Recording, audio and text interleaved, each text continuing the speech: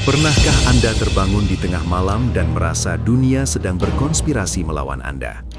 Pernahkah Anda merasa bahwa musuh terbesar Anda bukanlah orang lain, melainkan bayangan yang diciptakan oleh otak Anda sendiri?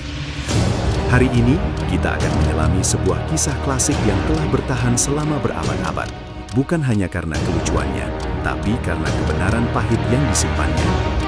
Mengapa manusia selalu kalah, bahkan sebelum mereka sempat melangkah ke medan pertempuran? Jawabannya terletak di dalam kepala kita, dalam sebuah ruang gelap bernama rasa takut. Di jantung kota Baghdad yang gemerlap, sebuah misteri besar baru saja terjadi. Seorang saudagar kaya kehilangan sekantong emas yang ia simpan di dalam peti terkunci.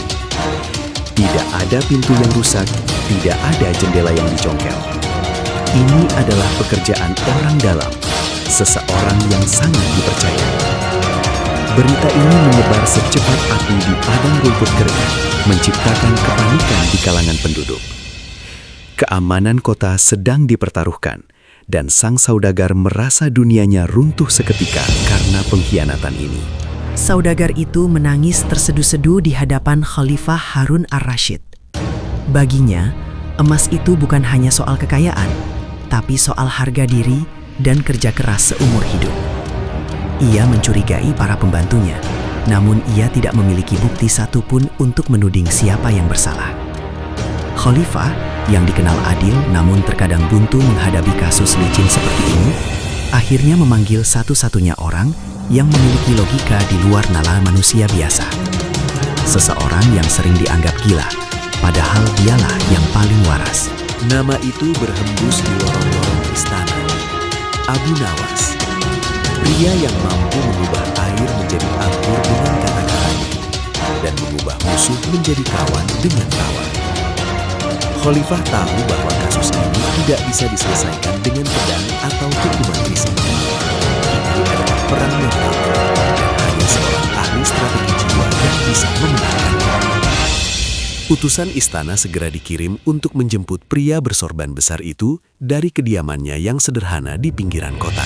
Pria parubaya dengan sorban putih besar, jubah panjang berwarna krem, janggut tipis yang rapi, dan tatapan mata yang cerdas namun jenaka, kini berdiri di depan Khalifah.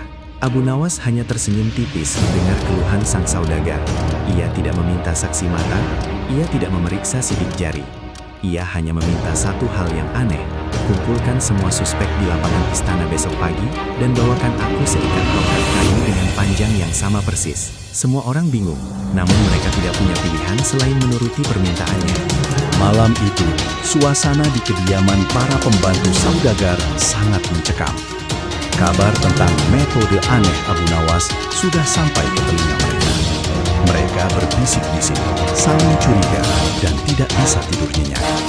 Di antara mereka, ada satu orang yang jantungnya berdegup lebih kencang dari yang lain. Dia adalah sang pencuri. Dia berpikir, apa yang direncanakan si cerdik Abu Nawas? Apakah dia benar-benar disebut, atau ini hanya gertakan belaka? Ketidakpastian mulai memakan kewarasannya. Keesokan harinya, matahari terbit dengan cahaya yang terasa lebih menyengat. 10 orang pembantu berdiri berjejer di lapangan istana. Abu Nawas muncul dengan membawa seikat tongkat kayu. Wajahnya tidak menunjukkan amarah, melainkan ketenangan yang sangat mengganggu bagi siapapun yang memiliki rahasia. Ia membagikan tongkat itu satu persatu. Setiap tongkat memiliki panjang yang sama, sekitar 1 hasta. Ia menatap mata mereka satu persatu, seolah-olah bisa melihat langsung ke dalam lubang hitam di hati mereka. Lalu, Abu Nawas mengeluarkan pernyataan yang menggegerkan. Dengarkan baik-baik, katanya dengan suara yang berat namun jernih. Tongkat-tongkat ini bukanlah kayu biasa. Ini adalah tongkat ajaib yang pernah digunakan oleh orang-orang bijak zaman dahulu. Mereka memiliki kemampuan untuk mendeteksi ketidakjujuran. Siapapun di antara kalian yang mencuri emas saudagar itu, tongkatnya akan bertambah panjang 2 inci secara otomatis saat kalian tidur nanti malam. Hening seketika menyelimuti lapangan itu. Abu Nawas melanjutkan dengan instruksi terakhir. Bawalah tongkat ini pulang, tidurlah bersamanya. Besok pagi, kembalilah ke sini dan bawa tongkat kalian. Aku akan mengukurnya satu persatu. Ingat, sihir ini tidak pernah salah. Kebenaran akan terungkap saat matahari menyentuh ufuk timur besok. Ia kemudian berbalik dan pergi, meninggalkan 10 orang itu dalam kebingungan dan beban mental yang sangat berat. Permainan telah dimulai, dan panggung psikologis telah dipasang sempurna. Mari kita bedah apa yang sebenarnya terjadi di sini. Abu Nawas tidak sedang melakukan sihir. Dia sedang melakukan instalasi psikologis. Dia memberikan pemicu eksternal untuk ketakutan internal. Bagi orang yang jujur, instruksi itu hanya terdengar konyol atau misterius. Tapi bagi si pencuri, tongkat itu berubah menjadi bom waktu yang siap meledak. Dia sekarang memiliki masalah baru. Bukan lagi tentang menyembunyikan emas, tapi tentang bagaimana mengendalikan tongkat yang dianggapnya ajaib tersebut. Malam itu, si pencuri tidak bisa menutup mata. Dia terus menatap tongkatnya di bawah sinar bulan. Dia berpikir, jika tongkat ini benar-benar bertambah panjang 2 inci, maka besok aku akan ketahuan. Aku akan dihukum, dipermalukan, dan mungkin dipenjara seumur hidup. Pikiran manusia yang bersalah selalu cenderung mencari solusi yang logis bagi mereka, namun sebenarnya destruktif. Dia mulai terobsesi dengan panjang tongkat itu. Ketakutan telah melumpuhkan logikanya yang paling mendasar. Disinilah letak jeniusnya Abu Nawas. Dia menciptakan tekanan mental yang tak tertahankan. Si pencuri berpikir, jika aku memotong tongkat ini sepanjang 2 inci sekarang, maka besok pagi setelah dia bertambah panjang 2 inci karena sihir, ukurannya akan kembali normal seperti semula. Aku akan aman. Lihat bagaimana rasa takut membuat manusia mencoba mengakali takdir yang bahkan belum terjadi. Dia mengambil pisau kecil dan dengan gemetar mulai memotong ujung tongkat kayu miliknya. Krak, 2 inci kayu terjatuh ke tanah. Si pencuri tersenyum lega. Dia merasa sangat cerdik. Dia merasa telah mengalahkan sistem, mengalahkan Abu Nawas, dan mengalahkan sihir itu sendiri. Dia tidur dengan perasaan menang tanpa menyadari bahwa dia baru saja menandatangani surat pengakuannya sendiri. Inilah ironi terbesar. Kita seringkali merusak diri kita sendiri karena mencoba menghindari konsekuensi dari kesalahan yang kita buat sebelumnya. Rasa takut adalah kompas yang menyesatkan. Pagi harinya, suasana di depan istana terasa sangat tegang. 9 orang berdiri dengan tenang, memegang tongkat mereka yang utuh. Mereka tidak merasa takut karena mereka tidak punya alasan untuk itu. Namun, orang ke-10 datang dengan langkah yang terlalu percaya diri. Sebuah overkompensasi yang sering dilakukan oleh orang yang menyembunyikan sesuatu. Abu Nawas berdiri di sana, didampingi Khalifah dan sang saudagar. Wajah Abu Nawas terlihat sangat santai, seolah dia sudah tahu hasil akhirnya. Abu Nawas mulai berjalan menyisir barisan.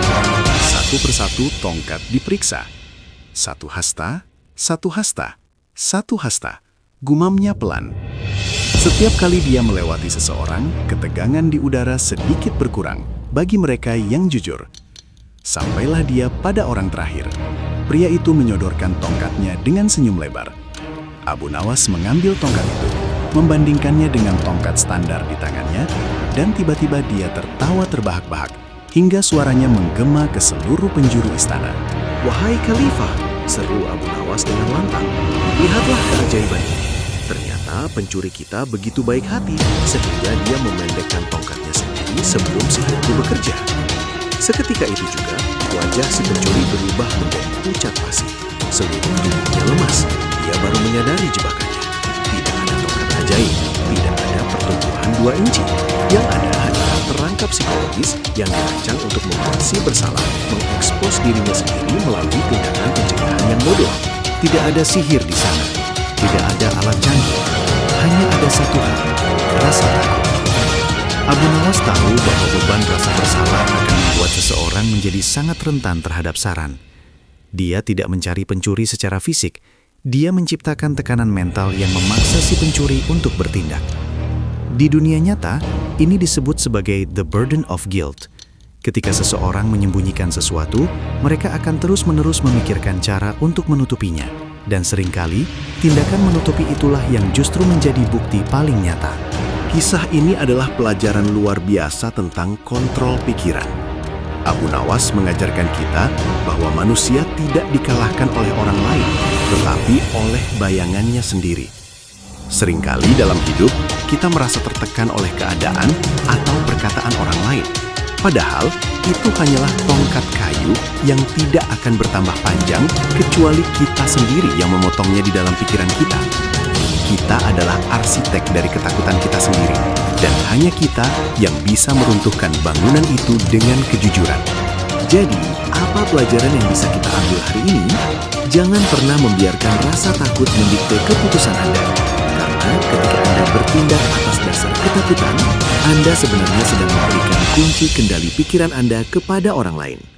Abu Nawas menggunakan kecerdasannya bukan untuk menyakiti, melainkan untuk mengembalikan keadilan dengan cara yang paling elegan, membiarkan kejahatan memakan dirinya sendiri. Itulah kekuatan dari pikiran yang tenang dan logika yang tajam di atas emosi yang meluap.